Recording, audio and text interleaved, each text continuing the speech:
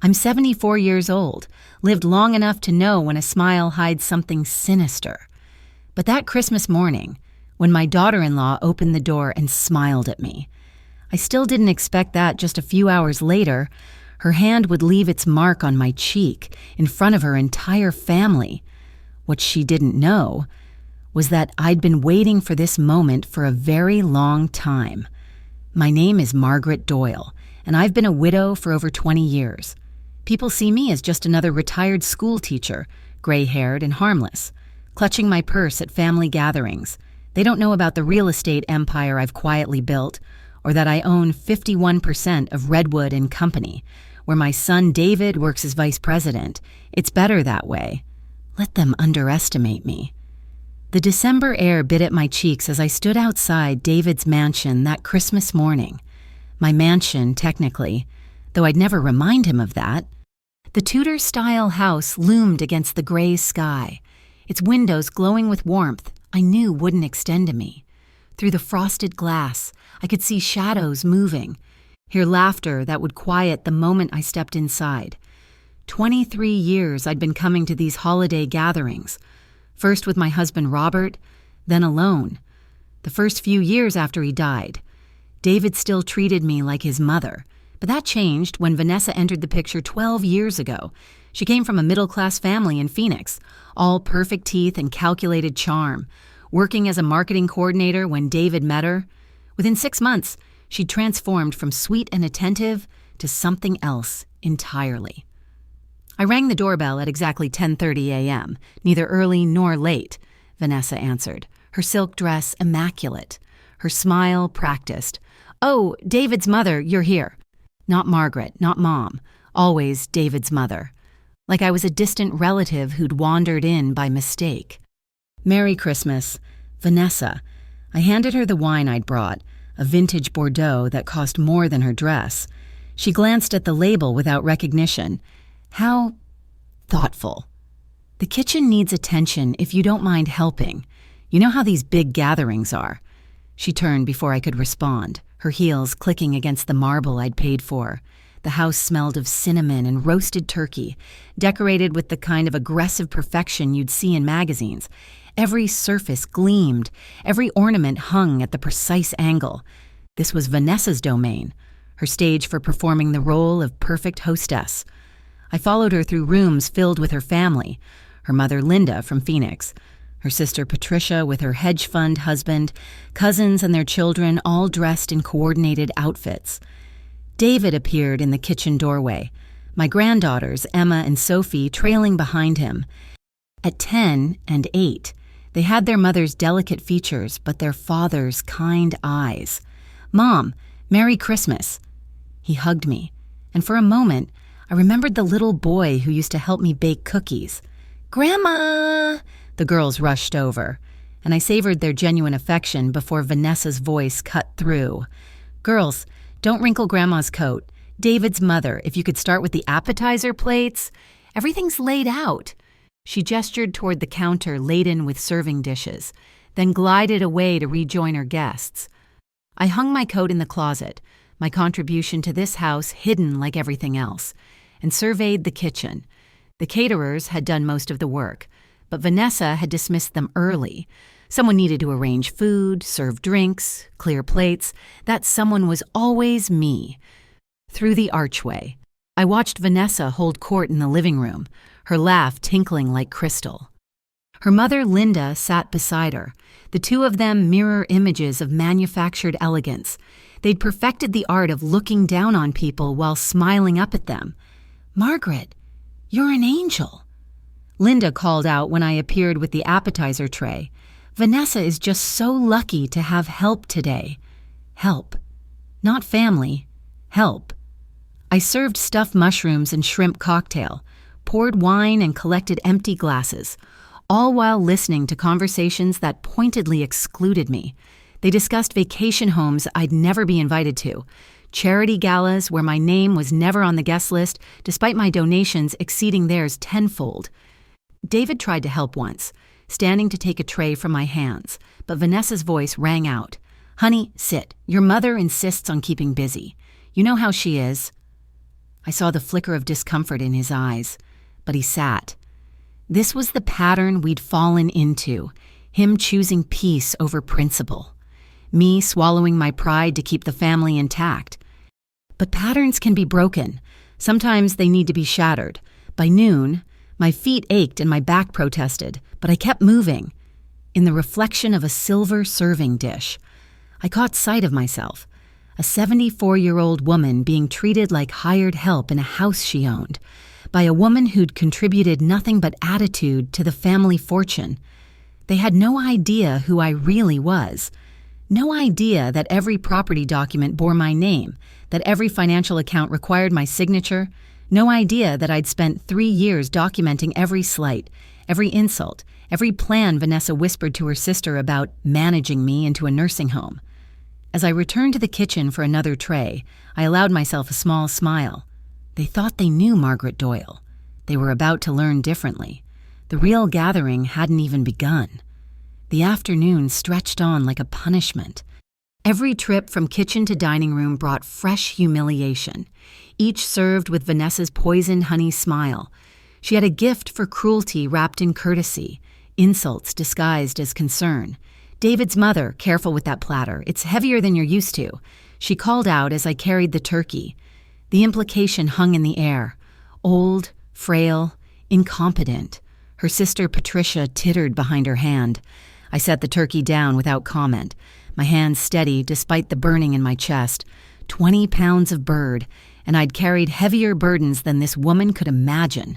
During the lean years after Robert died, I'd hauled construction materials, climbed scaffolding to inspect properties, negotiated with contractors who thought a widow was easy prey. But here, I was just the help. "Mom looks tired," Patricia stage whispered to Vanessa as I poured gravy into the boat. "Maybe she should sit down before she has an accident."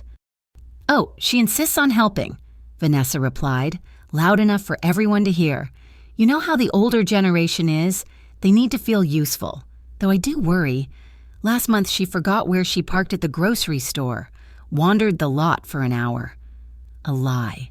I'd never forgotten anything in my life, least of all the location of my Mercedes. But her mother Linda clucked sympathetically. The mind goes first. My aunt was the same way before we moved her into Sunset Manor. Much safer for everyone. I caught David's eye across the room. He shifted uncomfortably but said nothing. My son, the vice president who commanded boardrooms, reduced to silence by his wife's manipulations. I wondered if he knew how much his cowardice cost, not in money but in dignity. The cranberry sauce needed refilling. I returned to the kitchen, my sanctuary between servings. Through the window, snow began to fall, dusting the garden where I'd once taught David to plant tomatoes. This house held so many memories from before Vanessa, when it was filled with genuine laughter instead of performance. "Grandma?" Emma appeared in the doorway, her green dress wrinkled from play. "Are you okay?" I smoothed her hair. This precious child who still saw me as a person, just catching my breath, sweetheart. "Mom says you're tired a lot. She says old people need more rest." Even through a child's innocence, Vanessa's poison spread. "Your mother says many things," I replied carefully. "What do you think?" Emma studied me with those serious eyes. "I think you're stronger than Mom knows." "Smart girl." I hugged her close before Vanessa's voice shrilled from the dining room. "Emma, come back here. Let Grandma work." The child scurried away, and I stood alone again, remembering why I'd started recording conversations 3 years ago. It began with small things. Vanessa forgetting to invite me to Emma's school play, then claiming I'd confused the date. Telling the neighbors I had episodes when I'd never been sharper. Suggesting to David that I might be happier somewhere with professional care. Each slight was calculated to seem reasonable, concerned even. Death by 1,000 caring cuts. But I'd learned long ago that the best revenge requires patience and evidence. My phone, tucked in my purse, held 3 years of audio files.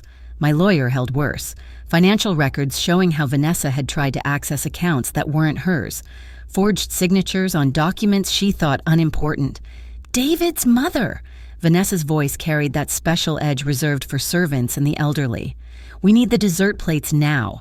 My family doesn't have all day. Her family. As if I were some interloper who'd wandered in from the street, I gathered the dessert plates, my wedding china. Actually, though Vanessa had long ago claimed it as hers.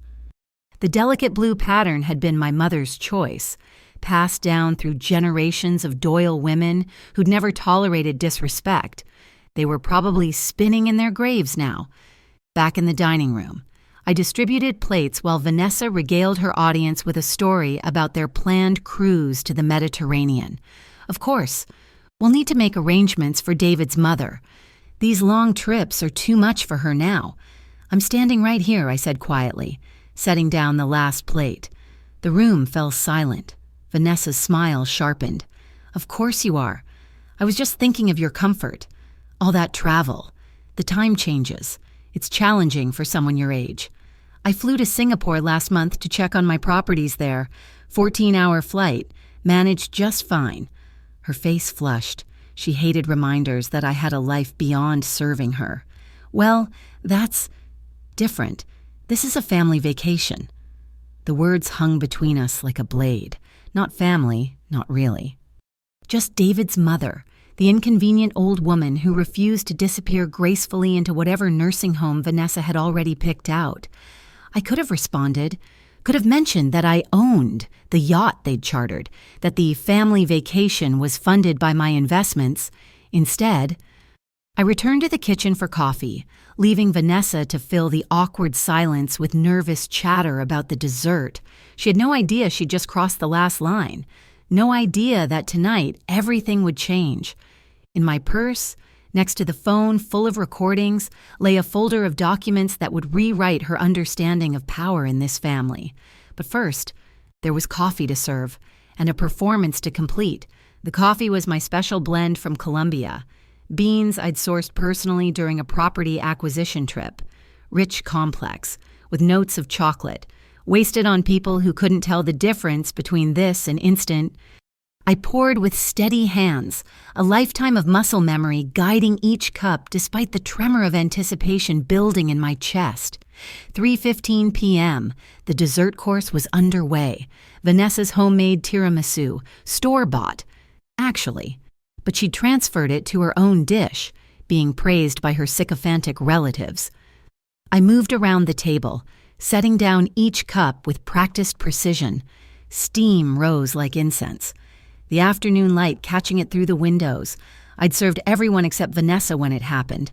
My hand, reaching across to place Patricia's cup, caught the edge of the coffee pot. Time slowed as I watched the dark liquid arc through the air. A perfect cascade that landed squarely on Vanessa's cream-colored dress. "Oh," I gasped, genuinely startled by my clumsiness. The coffee spread across the silk like a map of ruined territories. Vanessa shot to her feet, the mask finally slipping. "You stupid, senile old bitch!" The words cracked through the room like a whip. "Look what you've done! This dress cost more than you spend in a month." Actually, it cost $800.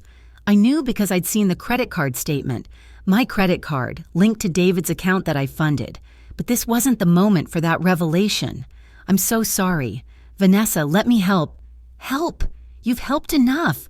Her face had turned an ugly shade of red, veins standing out on her neck. "This is exactly why you shouldn't be here. You can't manage simple tasks anymore. You're an embarrassment." "Vanessa," David started, but she whirled on him. "No, I'm tired of pretending this is normal. Your mother is too old to be wandering around, pretending she's useful. She should be in a home where professionals can deal with her." Her incompetence. The room had gone cemetery quiet. Even the children stared, Emma's mouth forming a small O of shock. Linda fidgeted with her napkin while Patricia suddenly found the ceiling fascinating. I reached for napkins, moving toward Vanessa. "Please, let me—" The slap came from nowhere and everywhere at once. Her palm connected with my cheek with a sound like breaking promises. The force spun my head sideways, sent my glasses flying.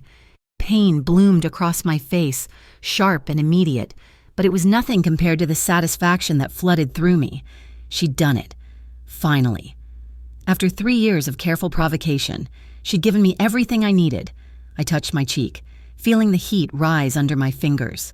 The room remained frozen, a tableau of shock and disbelief.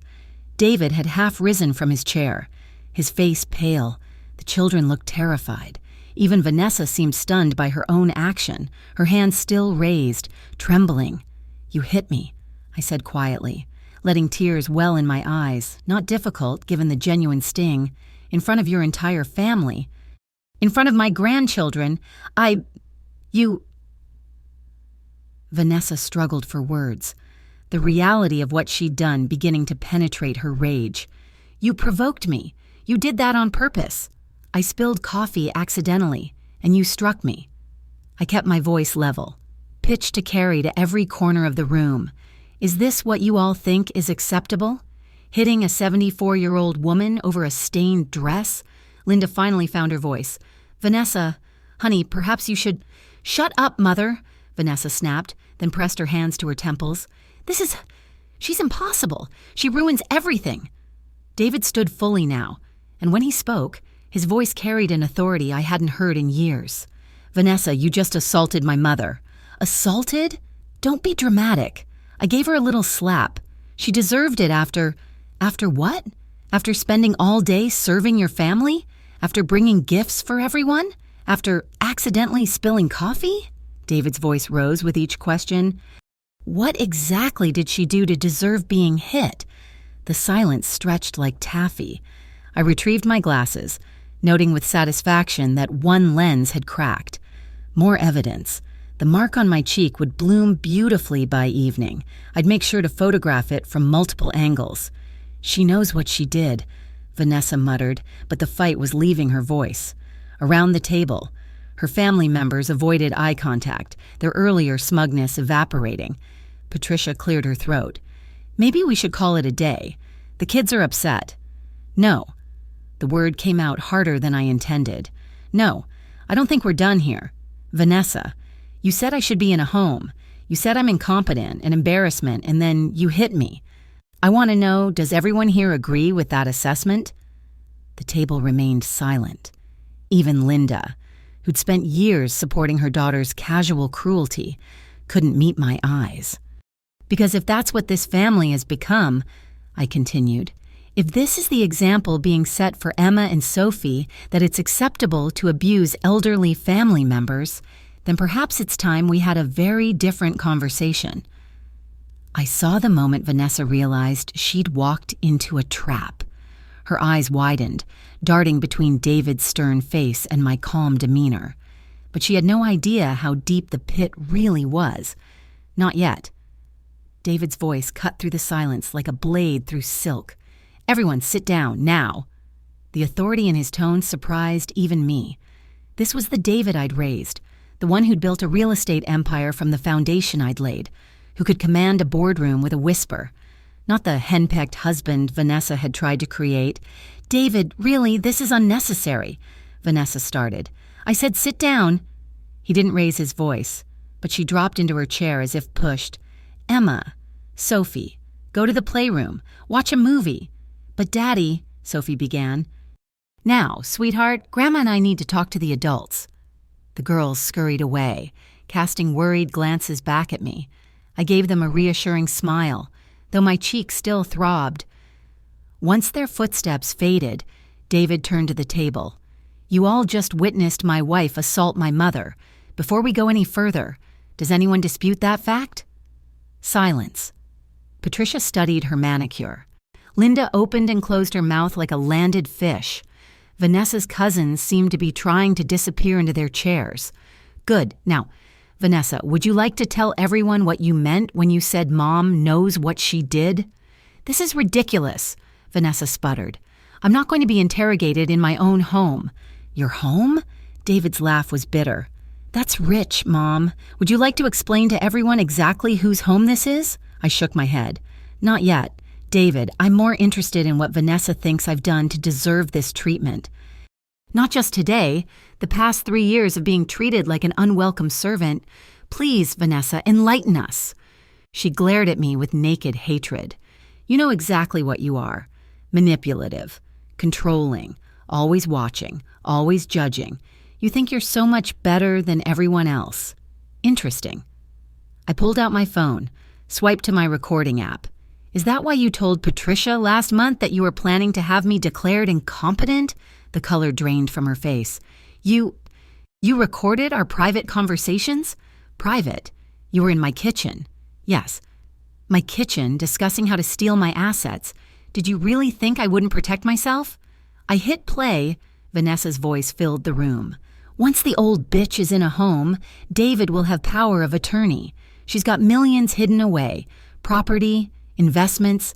David has no idea how much. We could finally live the way we deserve. Patricia's voice responded. But what if she fights it? She won't. I've been documenting everything, every time she forgets something, every little mistake. By the time I'm done, any judge will see she's a danger to herself. I stopped the recording. The room was tomb silent. That's taken out of context, Vanessa stammered. Really? Would you like me to play the one from Thanksgiving where you researched nursing homes? Or perhaps the one from October where you tried to guess my banking passwords? I scrolled through my files. I have 3 years of context. Vanessa. 3 years of you plotting to lock me away and steal what I've built. Mom. David's voice was deadly quiet. How long have you known? Since the beginning, but I needed evidence. Legal evidence. I looked at each face around the table. You all participated in this.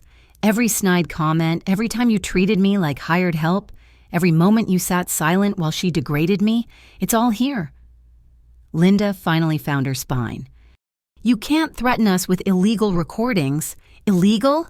This is my house. I can record whatever I want in my own home, just like I can install security cameras, which I did last year. Would you like to see the footage of Vanessa going through my financial documents in the study?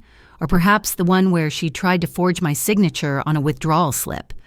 Vanessa's hands shook as she reached for her water glass. David, she's lying. She's trying to turn you against me. With your own words? David stood, pacing now. Jesus Christ, Vanessa, forgery? Planning to have my mother declared incompetent and you hit her? She spilled coffee on me. So what? David roared, finally losing control. So fucking what? You've been treating her like garbage for years, and she spilled coffee. So you hit her? Language. David, I said mildly, though inside I was singing. But he has a point. Vanessa, assault and battery, conspiracy to commit elder abuse, attempted fraud, forgery. These are serious crimes. Felonies, some of them. The word felonies hung in the air like a noose. Patricia pushed back from the table. I think we should go. Sit. My voice was steel wrapped in velvet. We're not done. You see, Vanessa, you were right about one thing. I do have millions hidden away. Quite a few millions, actually, and yes, I am manipulative and controlling. I control the deed to this house. I control 51% of David's company. I control the trust funds for Emma and Sophie. I control the mortgage on your mother's condo. Didn't know I held that note. Did you... Linda? Faces around the table went from pale to ashen. Linda's hand went to her throat. But most importantly, I continued, I control what happens next, and that depends entirely on what Vanessa does in the next few minutes. You can't threaten me, Vanessa whispered, but there was no force behind it. Threaten? Oh, my dear, I'm not threatening. I'm simply explaining consequences.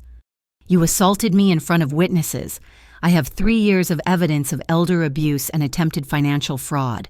Your cousins here are all witnesses, so you have a choice to make. I paused, savoring the moment I'd planned for so long, the woman who'd made my life miserable, who'd tried to erase me from my own family, was about to learn what happened when you underestimated Margaret Doyle. What choice? Her voice was barely audible. I smiled. It was not a kind smile. Let me show you. I reached into my purse and withdrew a manila folder, thick with documents. The soft rustle of paper seemed to echo in the silent room as I laid it on the table, precisely between Vanessa and myself. 3 years ago, I began. When you first suggested I might be confused about Emma's school playdate, I hired a private investigator, also a forensic accountant, and a rather excellent lawyer who specializes in elder abuse cases. You're lying, Vanessa breathed, but her eyes were fixed on the folder. Am I? Let's see. I opened the folder, revealing the first document. This is the deed to this house. Notice the owner's name, Margaret Elizabeth Doyle. Not David, certainly not you. I flipped to the next page. Articles of incorporation for Redwood and Company. Note the majority shareholder, 51% owned by Med Holdings. That's Margaret Elizabeth Doyle Holdings. In case you're wondering, David leaned forward. Mom, I thought you only had 20%. What you thought and what's true are different things.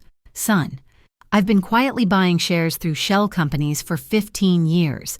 Every time the company needed capital, I was the silent investor. I turned another page. Your salary, your bonuses, your stock options, all approved by the majority shareholder, me. Vanessa's breathing had become shallow. This is impossible. Is it? This is the mortgage on your mother's condo. Linda, I bought it from the bank when you were facing foreclosure 5 years ago. You've been paying me rent, though you didn't know it. I glanced at the older woman, who looked ready to faint. Don't worry, I'm not a cruel landlord, unlike some people. The next document made Vanessa gasp. That's our prenup? Yes, the one David signed, but did you read the morality clause?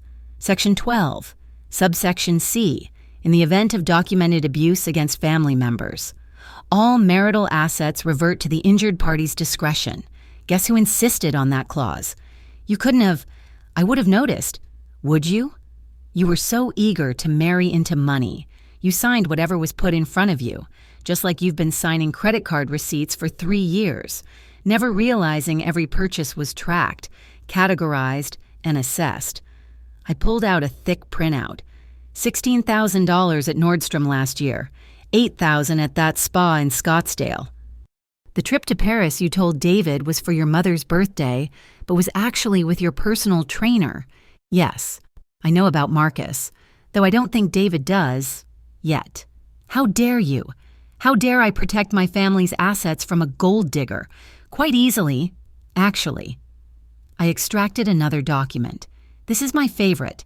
Your signature on a withdrawal attempt from the Children's Trust Fund. Forged, obviously. You got the E in Elizabeth wrong. But bank fraud is bank fraud. Patricia stood abruptly. I need to leave. Sit down. My voice could have frozen hellfire. You're a witness. Also, you might want to hear this next part since it concerns your husband's hedge fund. She sank back into her chair. Now then. I arranged the papers like tarot cards, each revealing a different future. Option 1, criminal charges, assault, elder abuse, attempted fraud, forgery. Given the evidence and witnesses, conviction is virtually guaranteed. Felony records do terrible things to one's social standing. And prison time? Well. Vanessa's perfectly manicured nails dug into the tablecloth. Option 2, divorce. You leave quietly with what you brought to the marriage, which, let's see. I pretended to calculate your 2012 Honda Civic and approximately $3,000 in savings. David gets full custody. Given your documented instability and violent tendencies, you'll have supervised visitation, of course. Can't have you hitting the children next. I would never. You hit their grandmother. The court won't see much difference. I pulled out the final document. Or option 3. You sign this behavioral contract, you remain married, keep your lifestyle, but under very specific conditions. What conditions? Her voice was barely a whisper. I slid the contract across the table. You will treat me with respect at all times. You will serve me dinner once a month. Yes, serve. Just as I've served you. You will apologize publicly to everyone present today and to 3 charity boards where you've spread rumors about my mental capacity. Every expenditure over $500 requires my written approval. Any violation results in immediate enforcement of option 2. This is insane. David would never agree. David is tired of your bullshit, my son said flatly. Mom?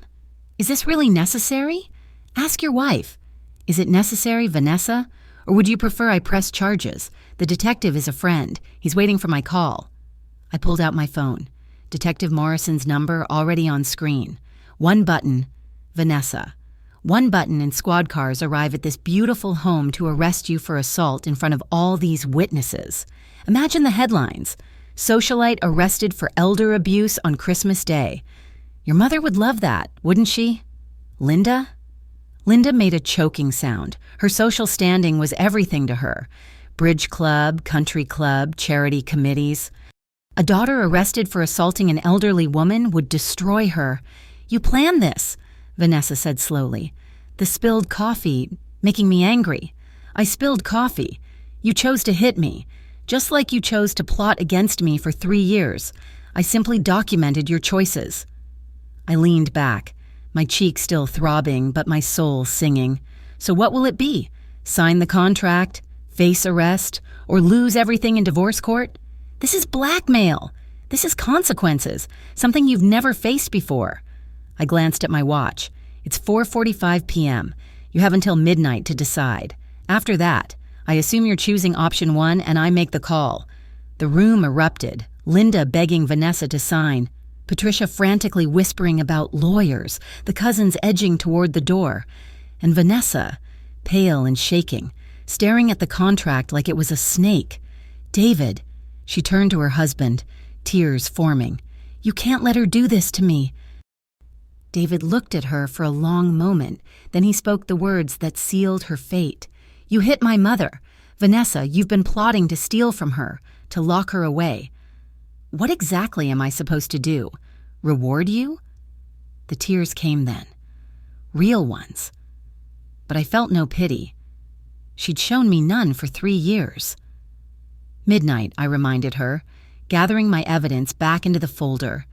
Choose wisely. The exodus began immediately. Patricia's husband, Mark, who'd barely spoken all day, suddenly remembered urgent business calls.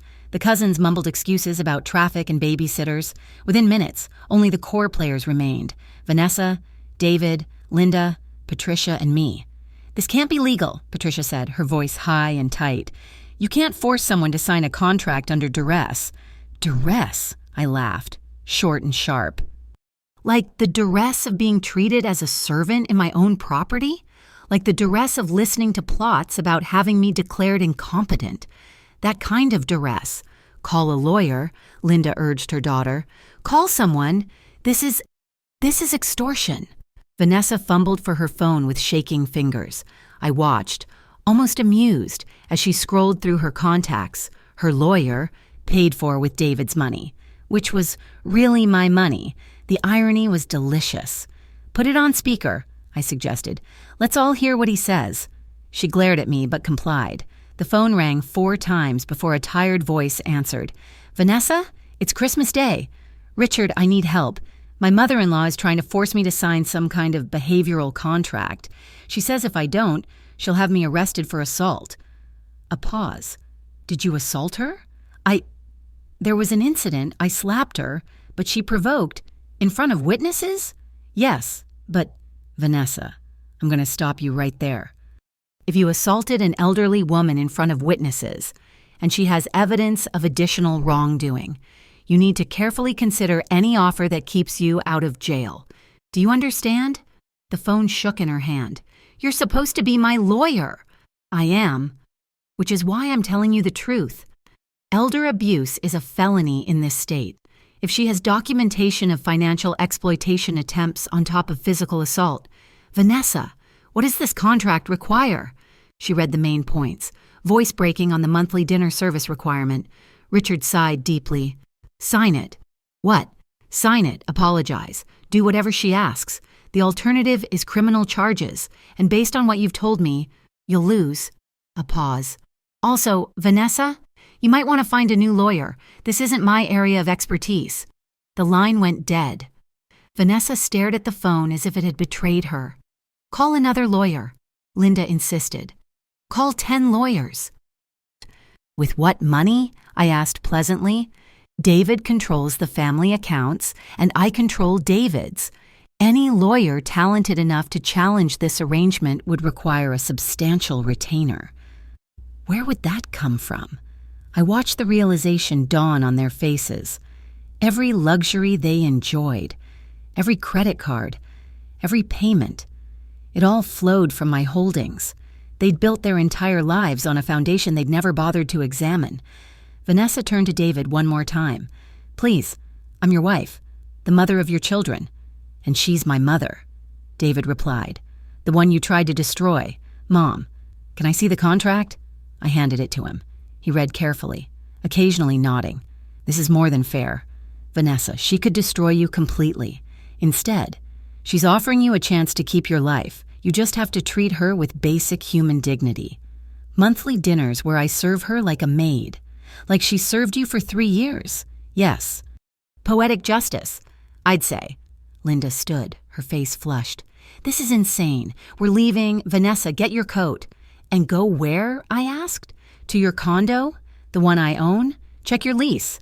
"Linda, there's a clause about criminal behavior. Your daughter gets arrested. You have 30 days to vacate." Linda's knees seemed to buckle.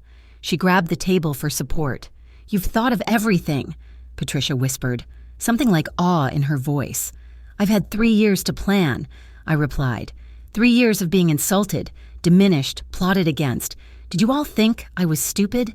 That because I stayed quiet, I was weak? We never—" Patricia started. "Never what? Never thought I was recording your little planning sessions? Never imagined I had resources beyond what David knew about? Never considered that a woman who built a real estate empire might be capable of protecting herself?" I stood, my body protesting after hours of serving, but my spine straight. "You all made a fundamental error. You saw an old woman and assumed she was powerless. You forgot that I survived the death of my husband, raised a son alone, and built a fortune in a male-dominated industry. You thought I was prey. You were wrong." The room fell silent except for Vanessa's quiet sobbing. Real tears now. Not the manufactured ones she used to manipulate David. The tears of someone watching their carefully constructed world crumble.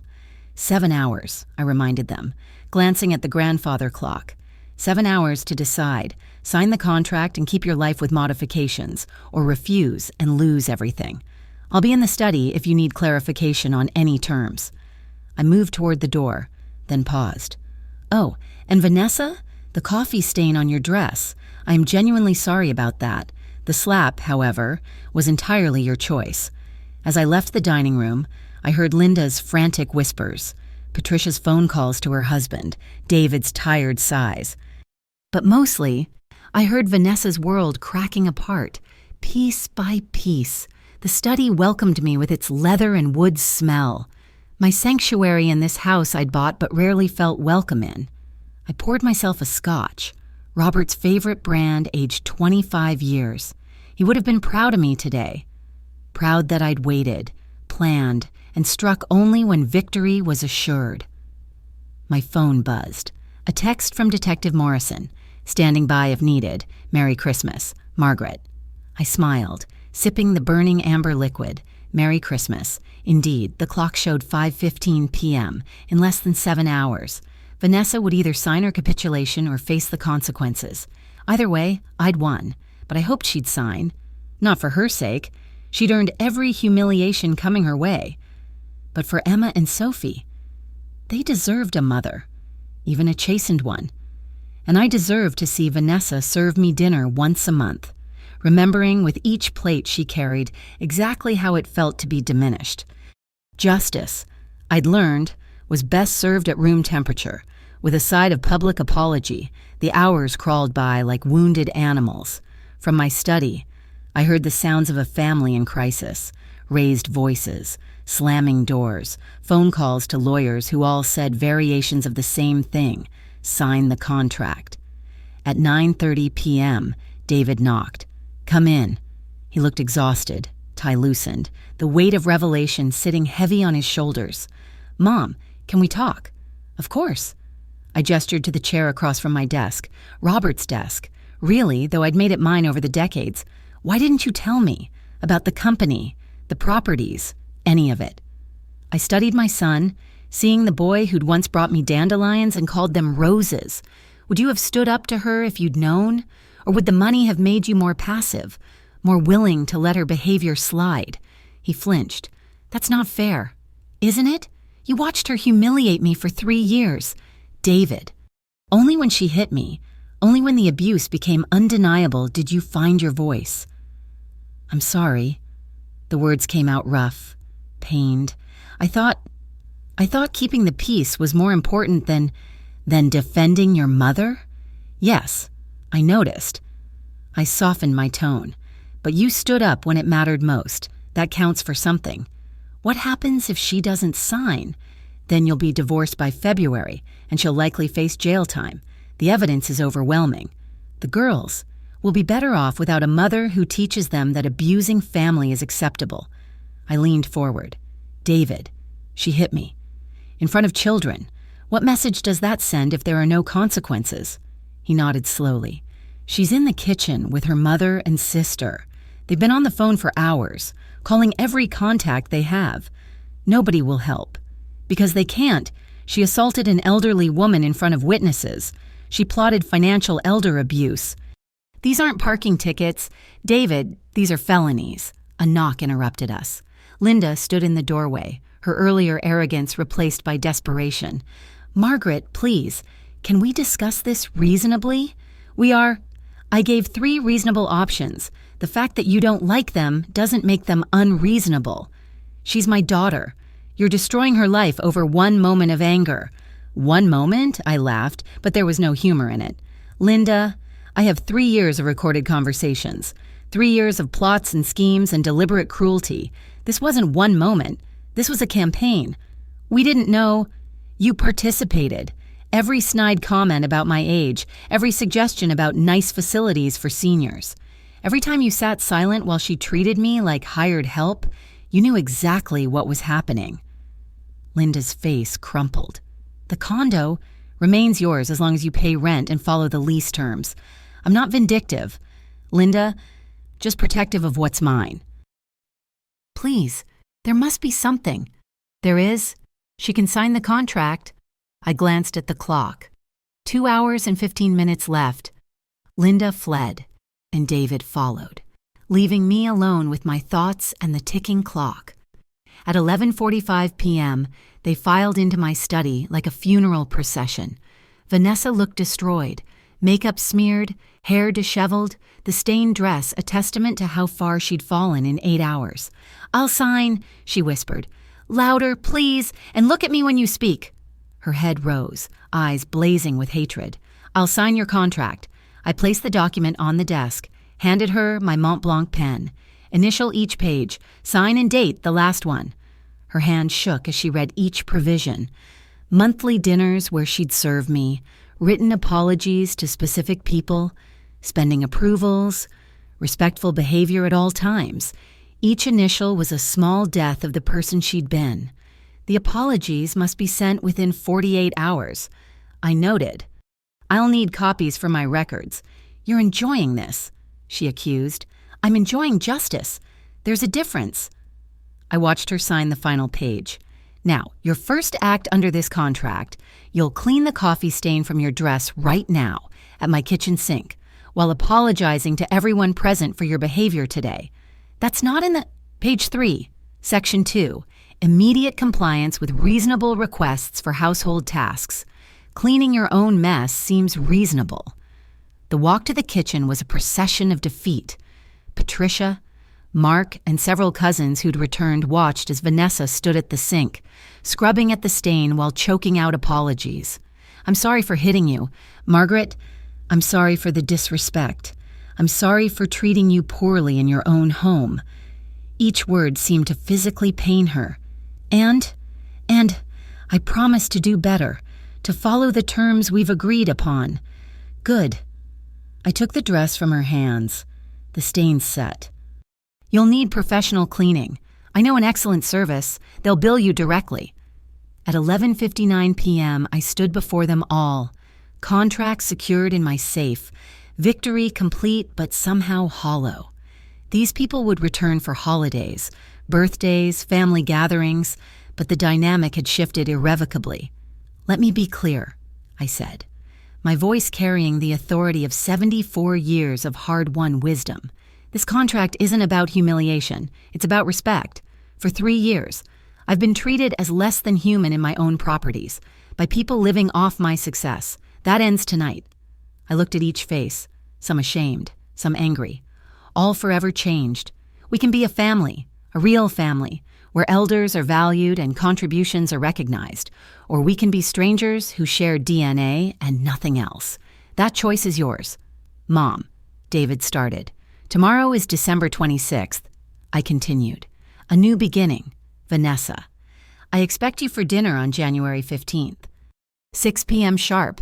You'll serve roast chicken. I'll provide the recipe. Dress appropriately." Vanessa nodded mutely, her empire of arrogance reduced to rubble. "Now get out of my house. All of you. David, you may stay to discuss transition arrangements for the company. The rest of you. Good night." They fled like scattered leaves, Linda supporting her broken daughter, Patricia whispering frantically into her phone. In minutes, the house emptied of everyone but David and me. "Was it worth it?" he asked quietly. I touched my cheek where her hand had landed, feeling the tender bruise that would purple by morning. But beneath the physical pain was something else. The clean, sharp satisfaction of justice served. "Ask me in a month," I said, "when your wife serves me dinner with her own hands and remembers what it costs to disrespect Margaret Doyle." The house fell silent after David left at 1:30 a.m. I walked through rooms that suddenly felt mine again, touching furniture I'd bought, admiring art I'd collected. For 3 years, I'd been a ghost in my own property. Tonight, I'd returned to life. I poured another scotch and stepped onto the back terrace. Snow continued to fall, blanketing the garden in pristine white. The cold air stung my bruised cheek, but I welcomed the sensation. It reminded me I was alive, victorious, unbroken. My phone buzzed. Emma had sent a text. "Grandma, are you okay? Mom won't stop crying." "I'm perfect, sweetheart," I typed back. "Everything will be better now. I promise." And it would be. Not easy. Vanessa would test the boundaries, probe for weaknesses. But the contract was ironclad, the evidence secured in multiple locations. And most importantly, the power dynamic had shifted. She'd learned that beneath this gray hair and wrinkled skin beat the heart of a warrior who'd waited decades for her moment. I thought about Robert, dead these 23 years. He'd always said I was too patient, too willing to endure slights for the sake of peace. "Maggie," he'd say, "sometimes you need to show your teeth." Tonight, I'd shown fangs. The French doors opened behind me. I didn't turn, knowing only one person would dare disturb me now. "Can't sleep?" David asked, joining me at the railing. "Victory is a better stimulant than coffee." He chuckled, though it held little humor. "I keep thinking about all the times she disrespected you, all the moments I stayed silent. I'm so sorry, Mom. Apologies are words. David, change is action, be better." "I will." He paused. "What she said about Marcus, her personal trainer, is that true? Check the credit card statements for the Paris trip. 2 tickets, 2 hotel rooms, neither in your name." His hands tightened on the railing. "I'm an idiot." "No, you're a man who wanted to believe in his marriage. There's no shame in that. The shame is in staying once you know the truth." We stood in comfortable silence, watching snow erase the day's footprints. Inside, the grandfather clock chimed twice. Christmas was over. The reckoning was complete. "The January dinner," David said eventually. "Do I have to attend?" "Every single one. You'll sit at the table and watch your wife serve your mother with respect. It's part of your penance, too." "Fair enough." He turned to go, then stopped. "Mom, why didn't you ever remarry? After Dad?" I smiled at the night sky. "Because I learned something when he died. I don't need a man to complete me. I needed to complete myself. The properties, the investments, the company's shares, they weren't about money. They were about never being vulnerable again, never being at anyone's mercy." "But you let Vanessa. I let her reveal herself. There's a difference between being patient and being weak. Tonight, you saw patience rewarded."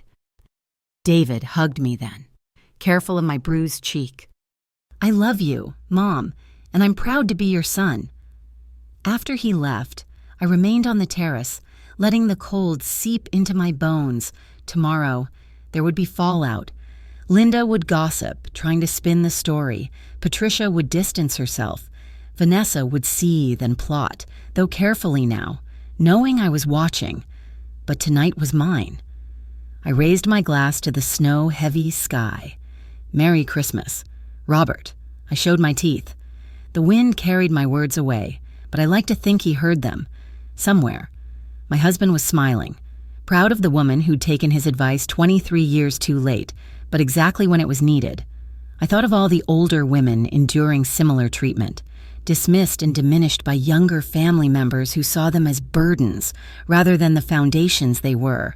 We built these families, these fortunes, these futures. We deserved respect, not relegation. At 2:15 a.m., I finally went inside, locking the doors of my house, truly my house again, in the kitchen. Vanessa's coffee-stained dish rag still lay by the sink. I threw it in the trash. Tomorrow, the maid would come, paid well for work I'd been forced to do for free. Tomorrow, the world would know Margaret Doyle was not to be trifled with. But tonight, I climbed the stairs to my bedroom, each step a small triumph. In the mirror, my reflection showed a 74-year-old woman with a bruised cheek and bright eyes, battle-scarred but undefeated. I thought of Vanessa, probably still crying in her bed. My bed, really in my house, realizing her kingdom was built on sand, of Linda, frantically calculating how to maintain her lifestyle, of Patricia, explaining to her husband why they needed to stay on my good side. Good. Let them scramble. Let them worry. Let them remember that the old woman they dismissed held their futures in her liver-spotted hands. As I settled into bed, I smiled at the ceiling. Vanessa had been right about one thing. I had been watching, waiting, planning. She just hadn't realized that patience wasn't weakness, but strategy, that every slight had been cataloged, every insult recorded, every scheme documented. Sometimes, the best revenge isn't a dish served cold.